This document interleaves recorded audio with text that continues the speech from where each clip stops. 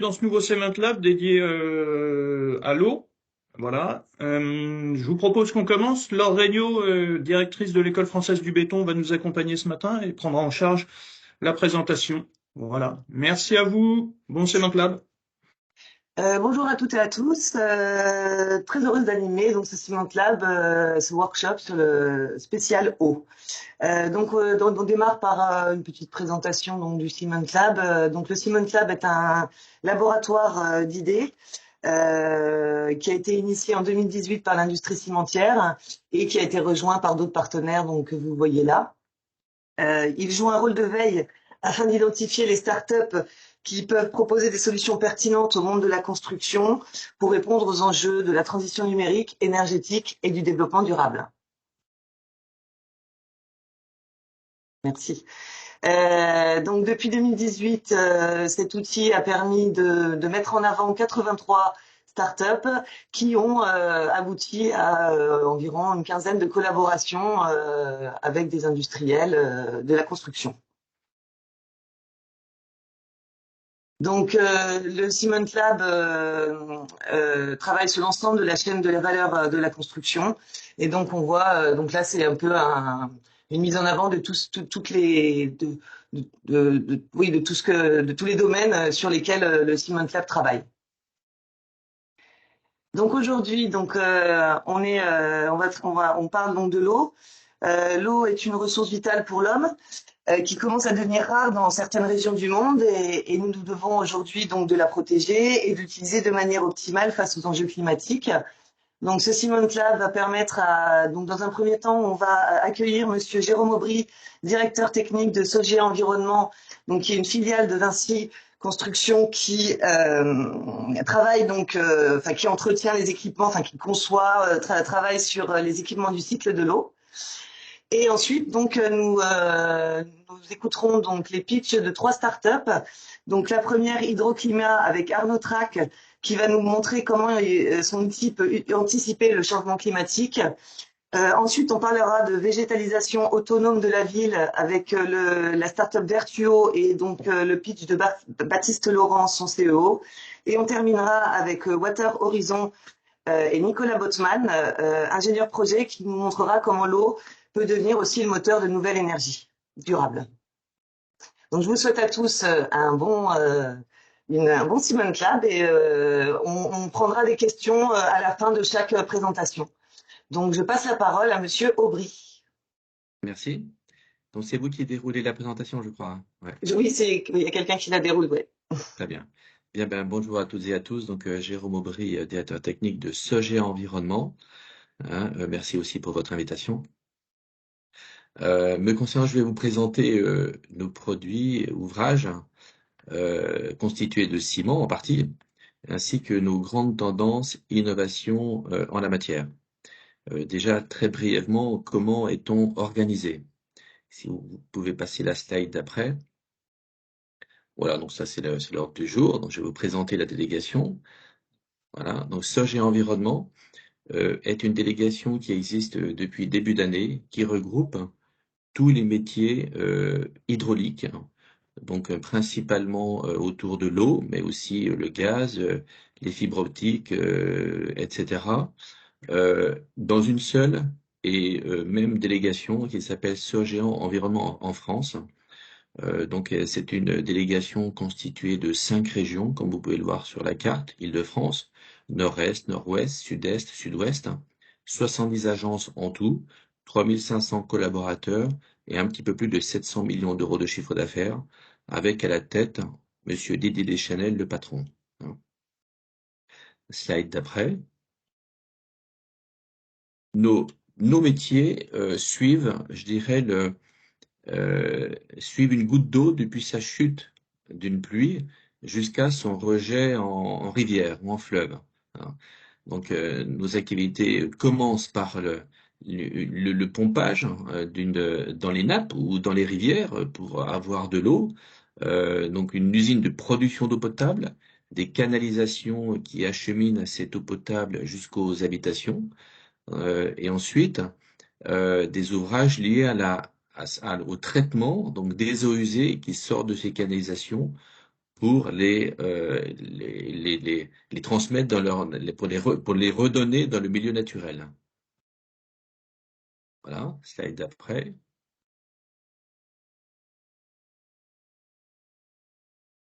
Donc, donc nos produits autour de l'hydraulique utilisant du ciment, il y en a plusieurs, à commencer par les tuyaux que tout le monde connaît, hein, donc le chapitre collecté et transporté.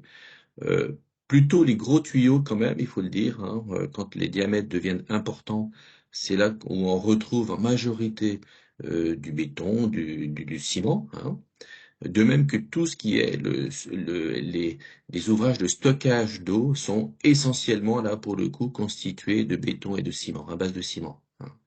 Que ce soit des tuyaux qui contiennent de l'eau en gros volume, que ce soit des bassins d'orage, que ce soit des dallos, que ce soit tout autre ouvrage, une très grande majorité sont constitués à partir de ciment, hein.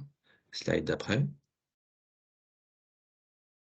Mais aussi des usines de traitement d'eau, puisque comme je vous l'ai dit tout à l'heure, nous avons une entité quand même non négligeable dans la délégation de traitement d'eau potable comme de traitement d'eau usée. Nous construisons en moyenne autour d'une vingtaine, entre 20 et 30 unités de traitement d'eau potable et de traitement d'eau usée par an en France. Donc ça représente un volume quand même assez important de béton, hein, mis en œuvre par des techniques classiques. Slide d'après.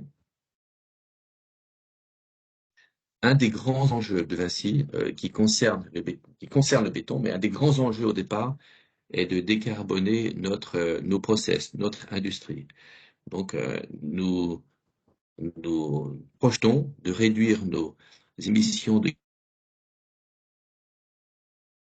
gaz à effet de serre 40% d'ici 2030.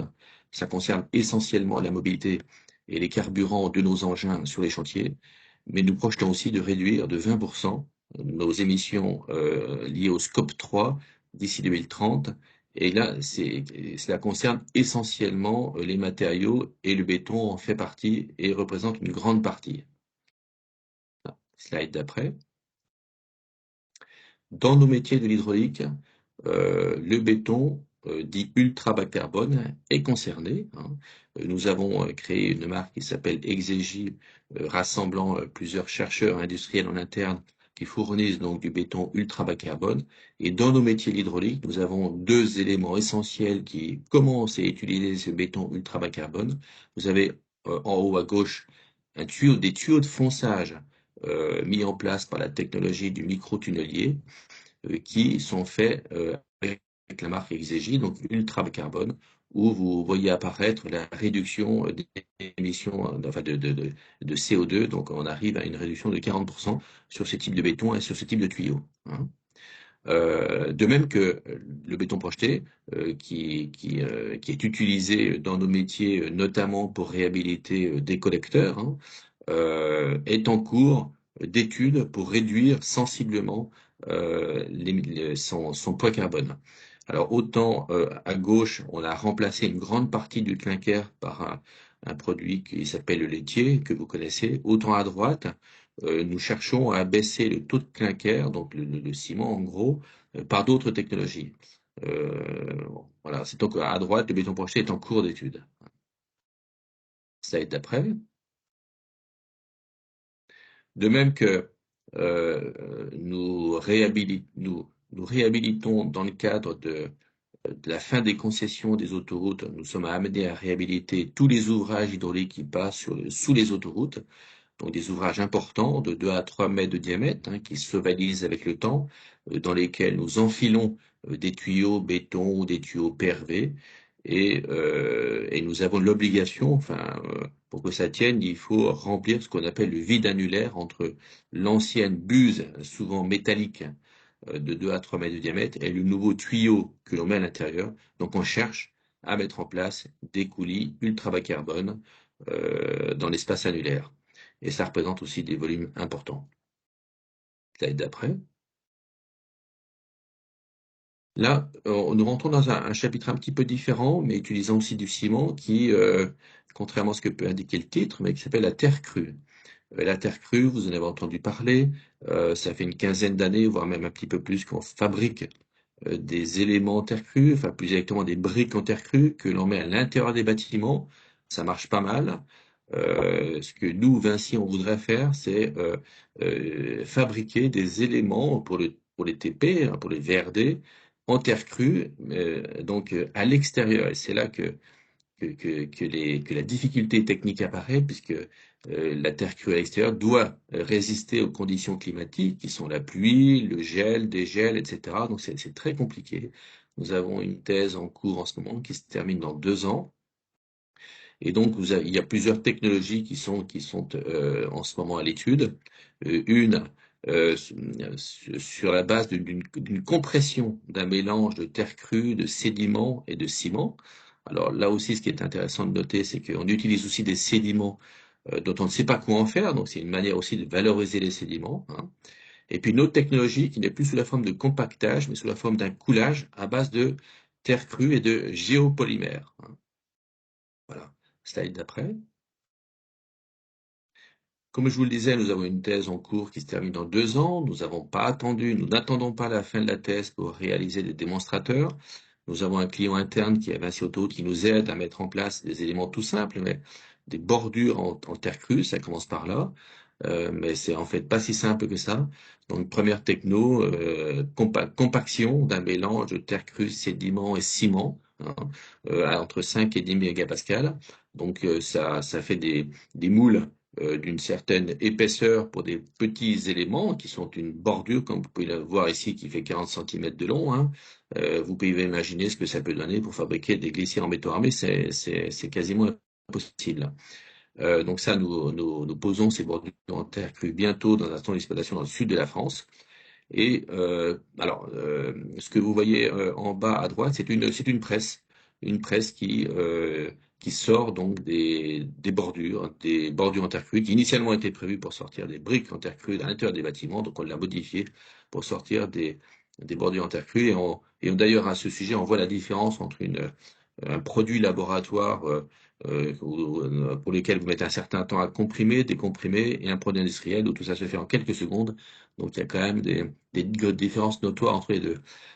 En bas à droite, en bas à gauche, pardon, c'est une prévision de livraison aussi de bordures en terre crue et ciment pour le Grand Paris dans un centre d'exploitation à Palaiseau, donc 250 mètres linéaires de bordures à base de terre crue et ciment.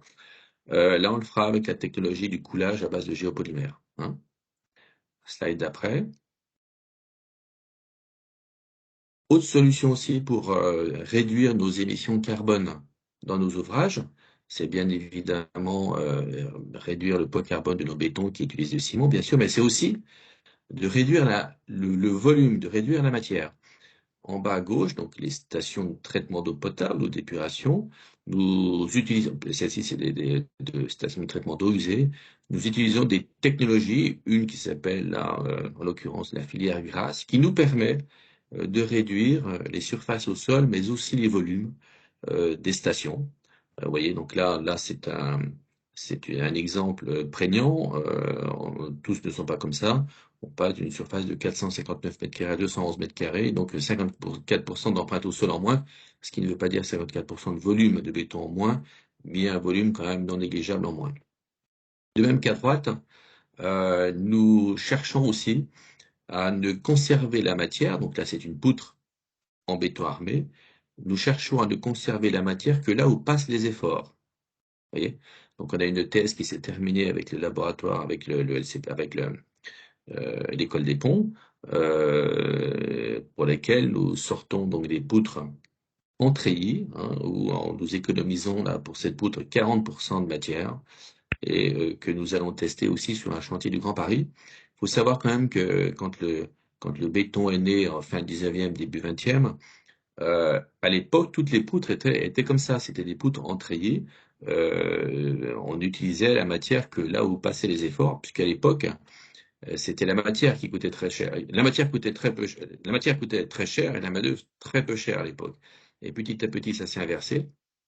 Après la guerre, la Deuxième Guerre mondiale, la matière a coûté de moins en moins cher, la main-d'œuvre de plus en plus chère, ce qui a fait que nos ouvrages, on a privilégié le volume à la facilité de mise en œuvre. Voilà. Et donc maintenant, comme la matière non seulement coûte plus cher, mais aussi a un poids carbone qu'on cherche à réduire, on revient à notre volonté de départ de ne mettre la matière que là où passent les efforts. Donc c'est un axe de développement important. Autre slide. Monsieur Aubry, je suis désolée, le temps Ouais. de présentation arrive à sa fin. Ok. Est-ce que vous pouvez, Très vite conclure.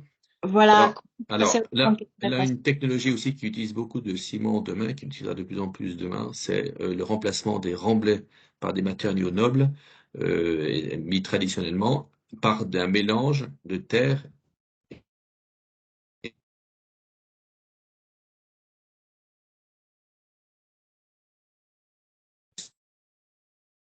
ciment, ce qu'on appelle les remblais.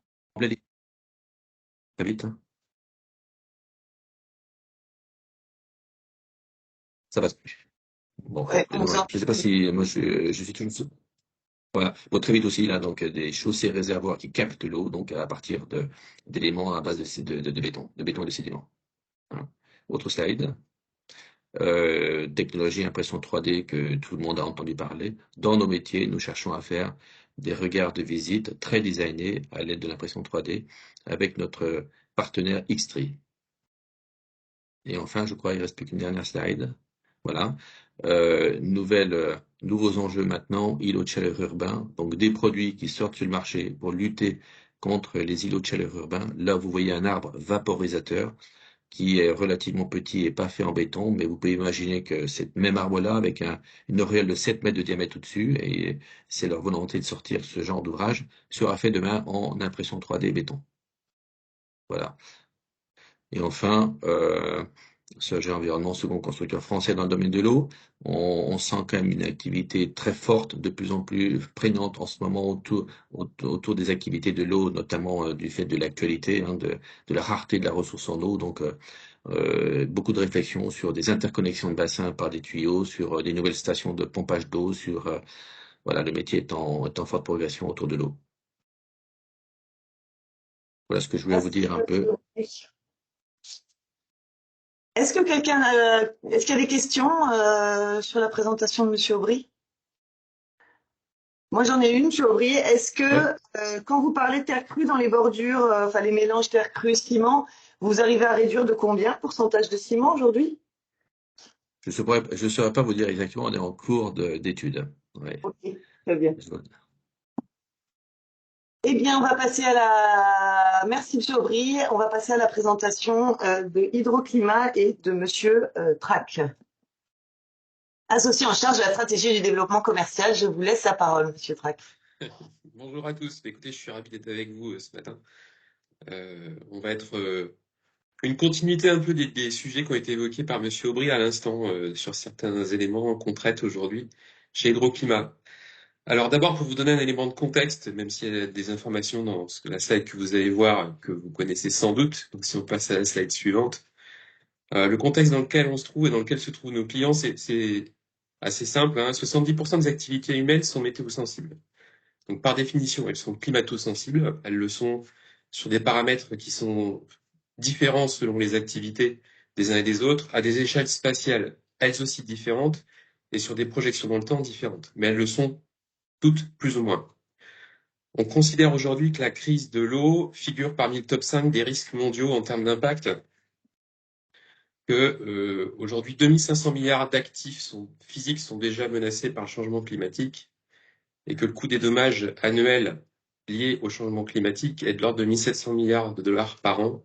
Et ça va aller crescendo puisque les économistes estiment qu'à l'horizon 2075, on va monter à 30 milliards de dollars de dommages par an. Alors dans ce contexte un peu tendu, on a l'appui de l'Europe sur à la fois la réglementation dans le cadre de la taxonomie, mais aussi sur beaucoup d'aides qui sont mobilisées pour pousser les secteurs sur toutes les dimensions liées au changement climatique, que ce soit la décarbonation, la biodiversité ou la problématique autour de l'eau. Donc nous, on bénéficie forcément de ça.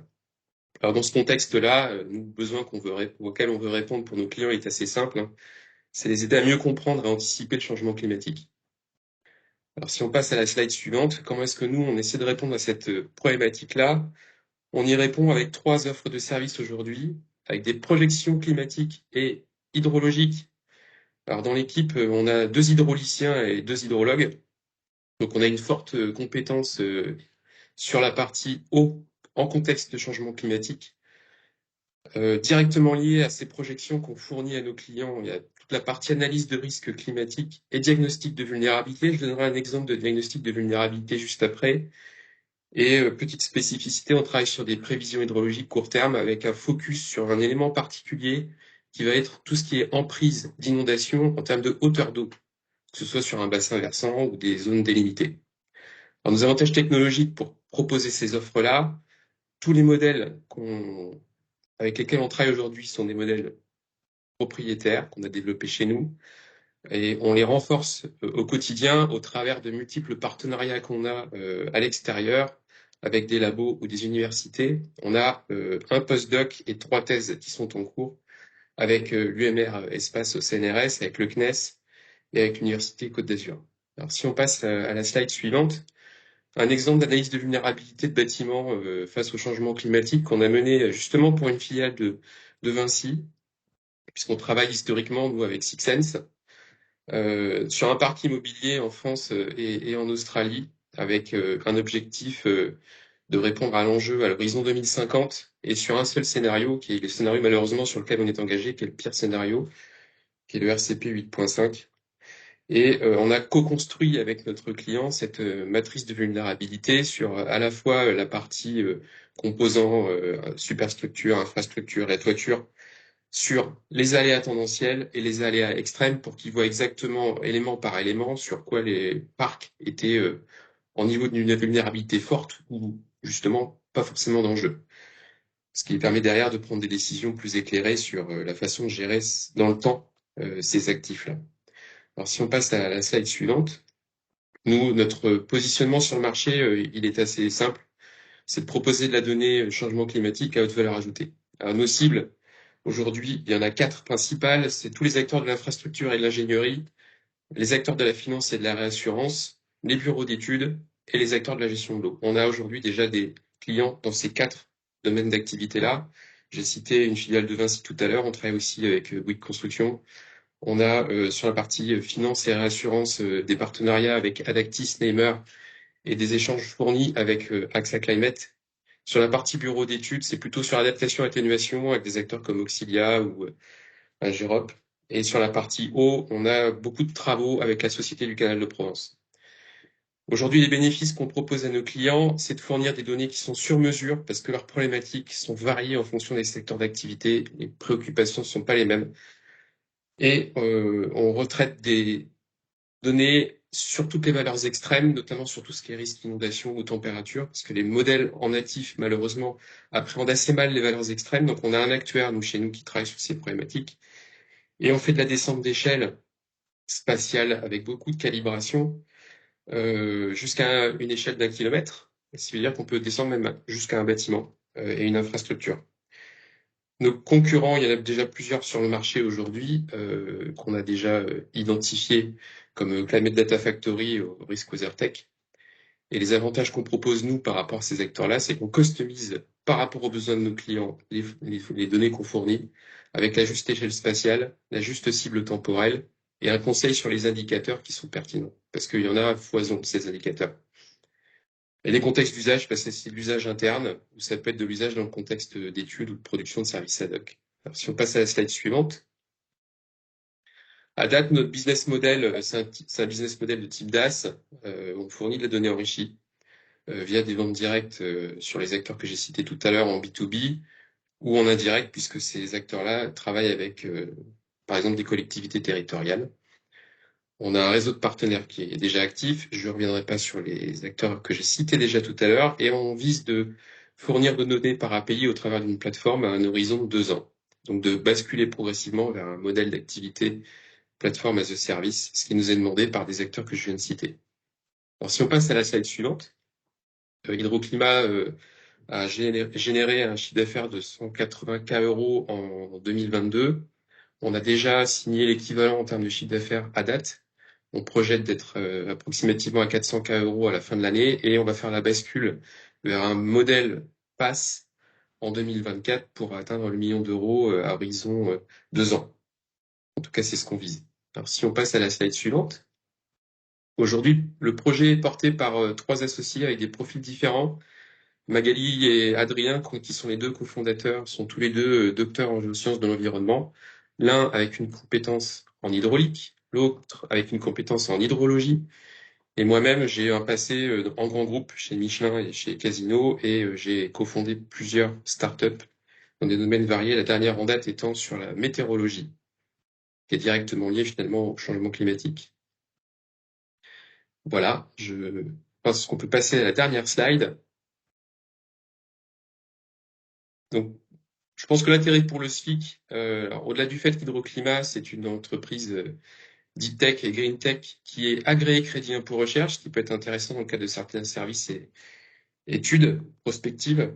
Nous, je pense qu'on peut répondre aujourd'hui à toutes vos questions concernant vos expositions actuelles et futures, quel que soit à la fois le lieu géographique, puisqu'on est notamment avec le groupe Vinci amené à travailler partout dans le monde, sur des horizons temporels qui sont variés selon les besoins de chacun et sur tous les paramètres climatiques et hydrologiques auxquels vous seriez sensible. On a vu récemment, notamment avec des assureurs, des questions autour de la durabilité, la continuité d'activité de sites industriels qui utilisent de l'eau dans le milieu naturel pour fonctionner et qui ont été arrêtés en 2022 par la DREAL parce que malheureusement le milieu n'arrivait plus à assumer la demande en eau de l'industrie en question. Et la question qui se pose tout de suite quand on a une problématique comme ça, c'est ce sera quoi la problématique à 10 ans, à 20 ans par rapport à cette ressource en eau? Dans le domaine du transport fluvial, on a aussi beaucoup de questions sur la durabilité de certains canaux, par exemple, pour faire du transport, ce qui peut aussi impacter beaucoup d'industries différentes. Voilà, écoutez, j'ai terminé de mon côté et je serais ravi de répondre à vos questions si vous en avez. Merci, Monsieur Trac. Est-ce que quelqu'un a une question? Donc, de ce que je comprends, vos données, c'est que du long terme ou c'est aussi du court terme? Alors, en météo, le court terme, c'est quelques jours. Nous, notre court terme, ça va être une Oui. projection à 2030. Les premières projections qu'on fournit sont des D'accord. projections à 2030. C'est demain, hein, déjà. Oui, oui, je suis d'accord. Ouais, tout à fait. D'accord, merci. Alors, il y a une question. Quel type de modèle utilisez-vous pour ces prévisions? C'est une excellente question. Alors, nous, on est sur les derniers modèles du GIEC, c'est-à-dire CNIPSIS, qui sont les modèles qui sont sortis en juillet dernier. Donc, on essaie d'être toujours à la pointe en termes de modèles de projection avec les données publiques qui nous sont mises à disposition et qu'ensuite on post-traite. Il faut savoir aussi on fait partie du pool d'acteurs qui vont analyser les données de CNIPSET avant qu'elles sortent pour faire des retours aux scientifiques qui vont les produire. Donc on est vraiment embarqué dans cette problématique de la construction de ces modèles de projection issus du GIEC. Très bien. Eh bien, merci, Monsieur Trac. On va passer donc à la société Vertuo avec Monsieur Baptiste Laurent, son CEO, qui va nous présenter sa solution. Oui, bonjour. Enchanté, donc ravi d'être parmi vous. Donc, vous pouvez passer la slide et même encore une. Voilà.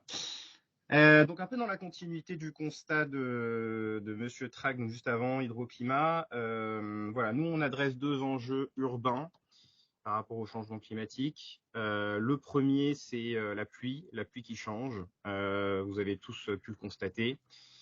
Et en fait, les prévisions météorologiques font qu'aujourd'hui, en fait, ce qui se calcule dans les prochaines décennies, c'est que globalement, on va avoir à peu près la même volumétrie d'eau qui tombe sur nos villes. Mais exactement comme on commence déjà à le voir aujourd'hui, c'est qu'on a des intensités qui sont beaucoup plus fortes et beaucoup plus espacées dans le temps. La problématique que ça pose, c'est que en fait, nos réseaux souterrains sont pas forcément dimensionnés pour recevoir beaucoup plus de crues à 100 mm alors qu'avant on avait beaucoup de pluie beaucoup plus moyenne.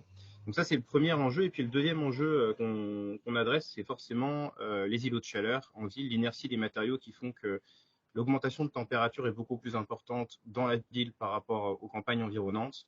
Et donc, du coup, pour répondre à ces deux enjeux-là, on a travaillé sur une solution qui permet finalement de recréer du végétal, qui va permettre à la fois de créer plus de porosité dans la ville, donc récolter des eaux de pluie plus intenses, des crues orageuses, éviter l'inondation, et en même temps, de manière réversible, réussir à créer une végétation qui va pouvoir s'irriguer pendant des durées très très longues, allant jusqu'à 90 jours de canicule. Donc, ce que vous voyez sur l'écran, c'est justement le principe qu'on a travaillé. Donc, on a commencé la R&D il y a une dizaine d'années et premier site pilote déployé en 2017. L'idée, donc mon associé Elodie est designer et fait du biomimétisme. Et l'idée, en fait, c'est de créer des dispositifs qui permettent de recréer le mécanisme de la nappe phréatique dans la ville. Donc, on a créé une gamme de modules qui viennent s'installer dans la ville et qui sont toujours représentés de cette manière-là. Une poche d'eau, donc cette nappe phréatique qui va être dimensionnée de manière complètement différente selon le climat. Donc, un module qu'on va installer à Paris va pas être le même qu'à Nice.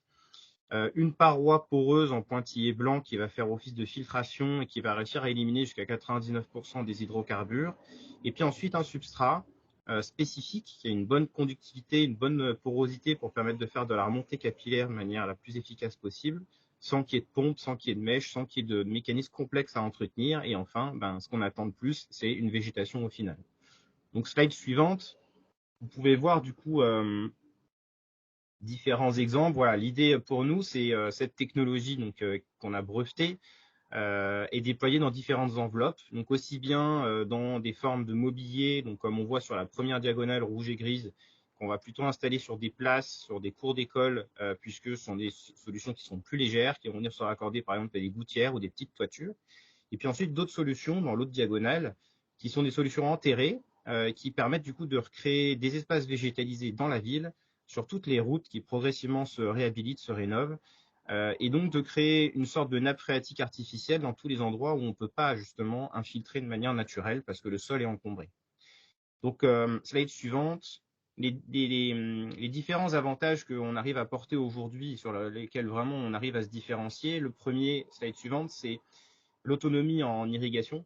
C'est-à-dire que globalement, aujourd'hui, on a une quarantaine de projets qui sont sortis de terre un petit peu partout en France. Donc, on a aussi bien des références sur la zone méditerranéenne, océanique, continentale, Lyon, région parisienne, bassin parisien. Et en fait, l'idée, ce qu'on arrive à déployer, c'est que tous les végétaux qu'on installe dans nos modules vont avoir des autonomies qui vont résister à des sécheresses allant de 20 à 90 jours.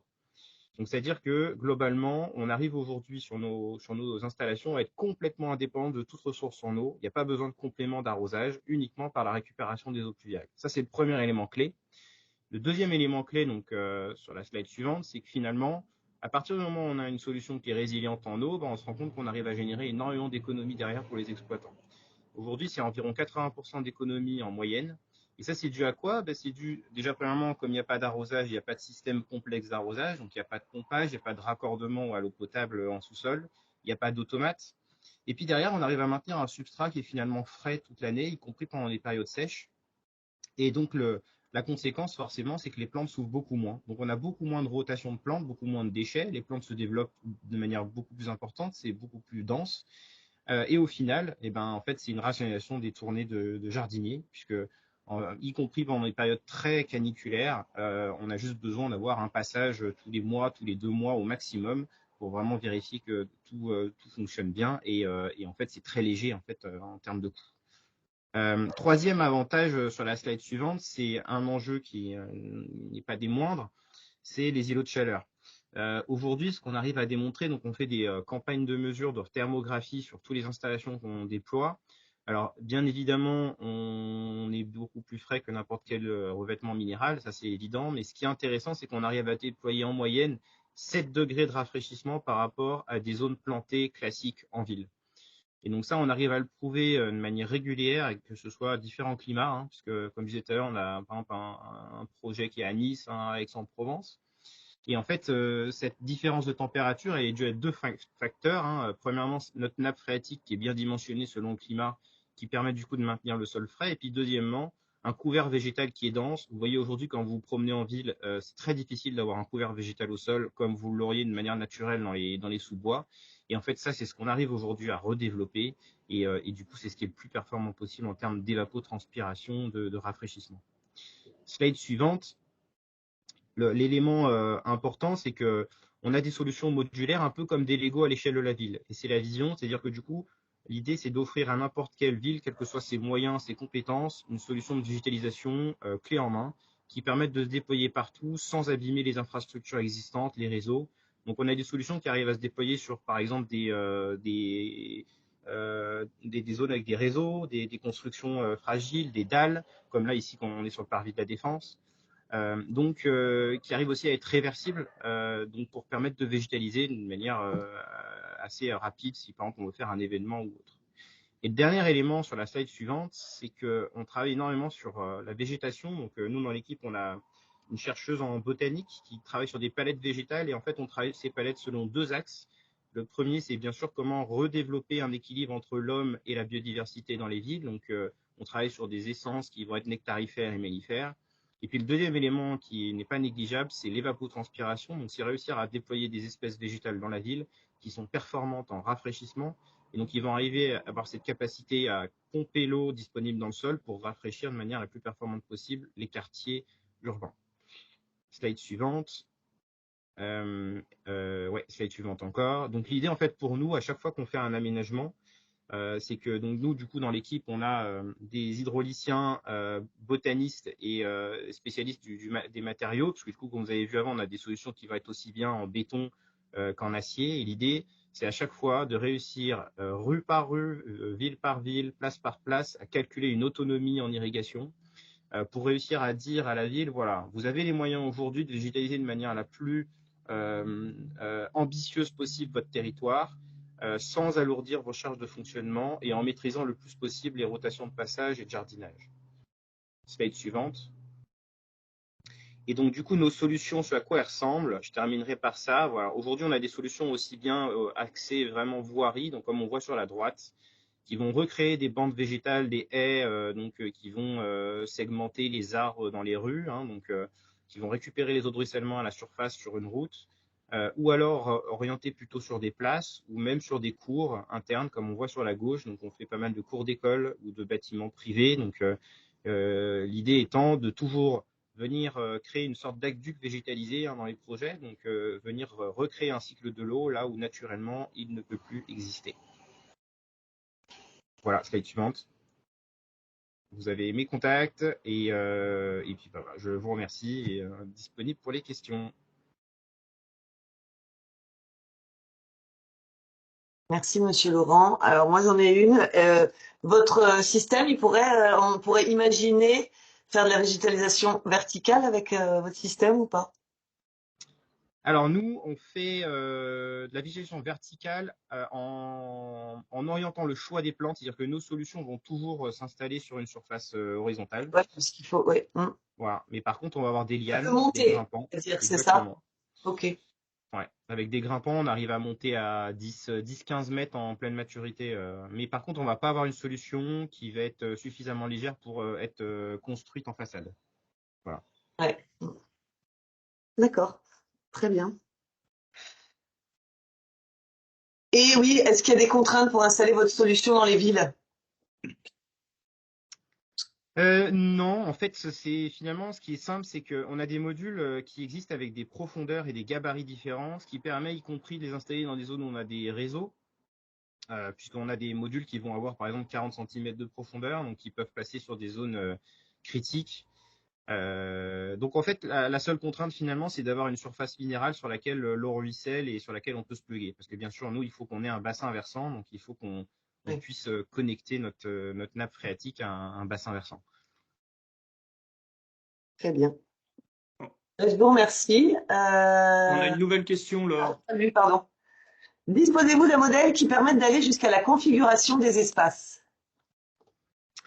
Jusqu'à la configuration d'espace. J'imagine scénariser par exemple un espace ou faire de l'aménagement, c'est ça? Alors, J'imagine, ouais, de l'aménagement de. ouais, en fait, Oui, alors c'est ça. l'idée, L'idée pour nous, justement, c'est nous, on est vraiment une solution technique à disposition des concepteurs. Donc, nous, on n'est pas un paysagiste en tant que tel. Donc, on a des solutions qui vont être installées à ras de la terre et on va pouvoir, du coup, à l'extérieur, donner les formes que l'on veut. Donc, c'est-à-dire que si, par exemple, on veut faire un cercle, un haricot, enfin, voilà, faire des formes complètement différentes, ça peut s'y prêter, puisque, du coup, les modules sont installés, sont invisibles. Et puis ensuite, à l'extérieur, on va pouvoir dessiner avec des bordures un peu ce que l'on veut en termes de forme. Donc, de cette manière-là, on peut finalement contribuer à l'aménagement. Et puis après, vous avez vu, il y a l'autre solution un peu mobilier urbain qui, elle, donc, est complètement personnalisable puisque du coup, là, on est sur de l'acier. Donc, on va jouer sur les couleurs, sur les teintes de bois pour permettre de contribuer à l'aménagement en lui-même. Très bien, je vous Voilà. remercie. Merci à vous. On va passer donc à la société Water Horizon avec Monsieur Nicolas Botman. Bonjour, Vous êtes là, bonjour.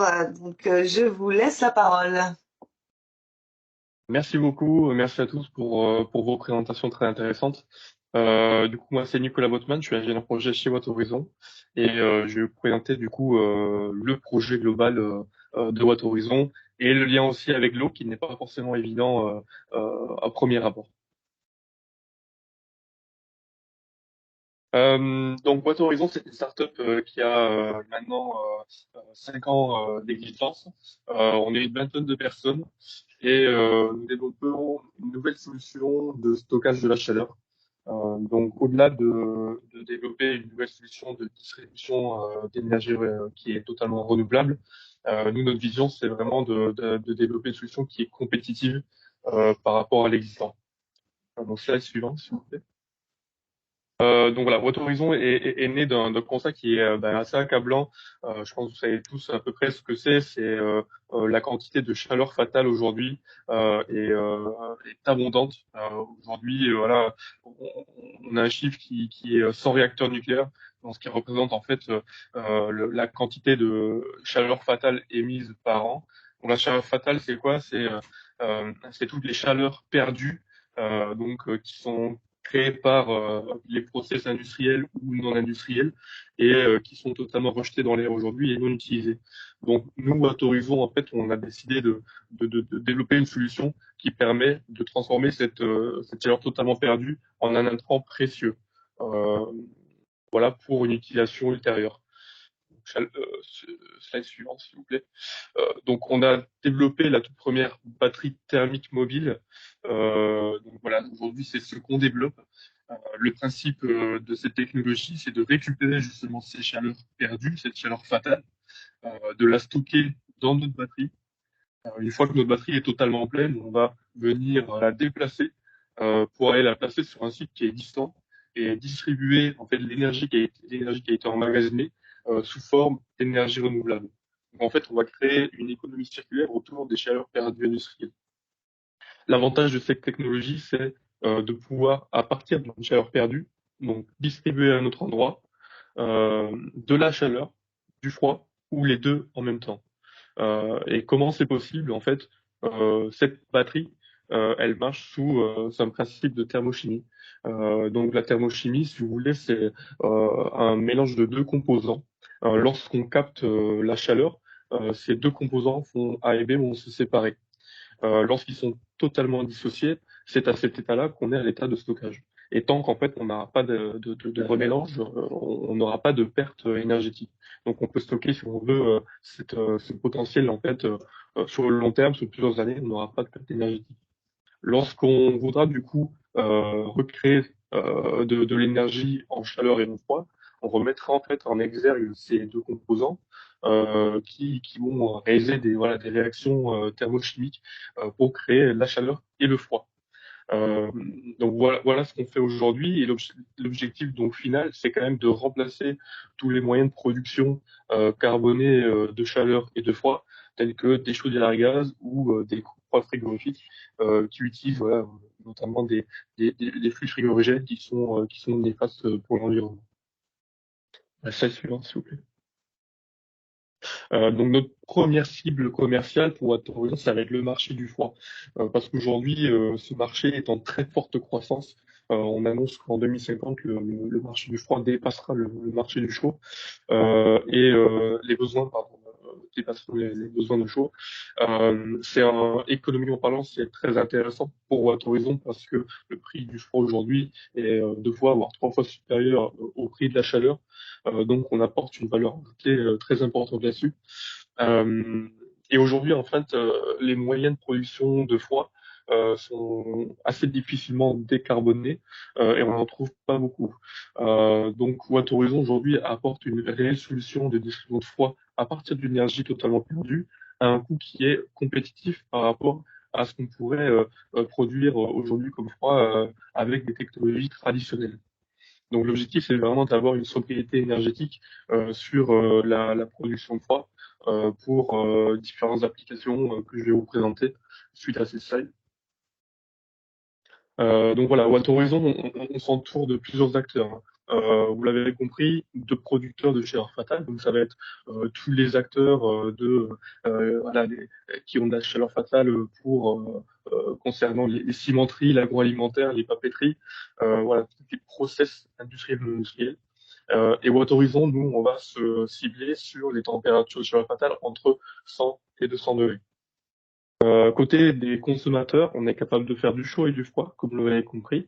Mais comme on cible d'abord le froid, les consommateurs potentiels, ça va être tous les bâtiments tertiaires consommateurs de froid. On est capable d'aller dans une gamme de moins 10 à 80 degrés.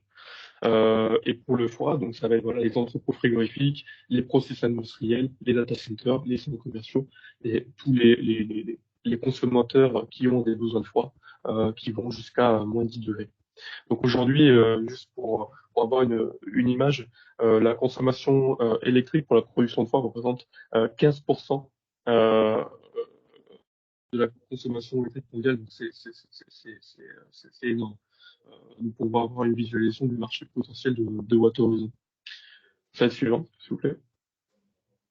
Donc Watt Horizon a développé 2 prototypes qui ont permis de prouver la faisabilité technique de la technologie.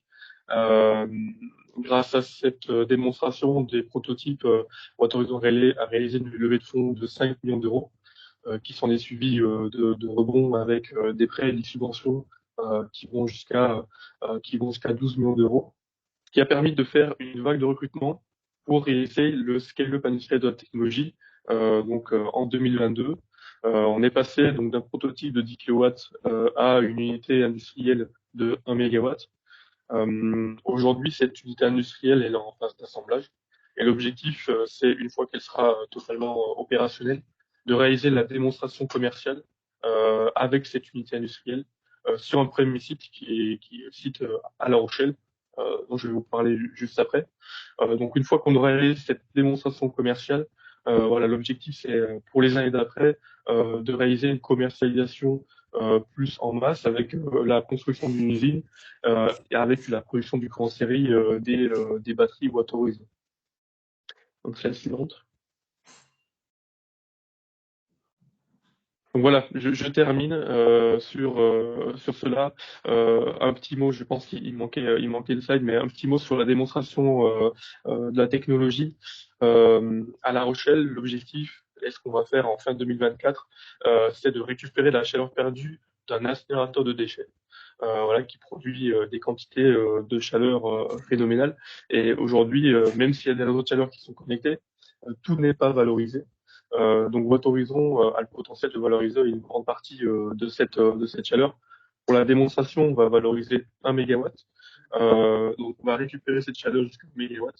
On va transporter cette énergie emmagasinée pour aller distribuer du froid à un port de pêche qui se situe à 3 km de cet incinérateur, tout au long de l'année.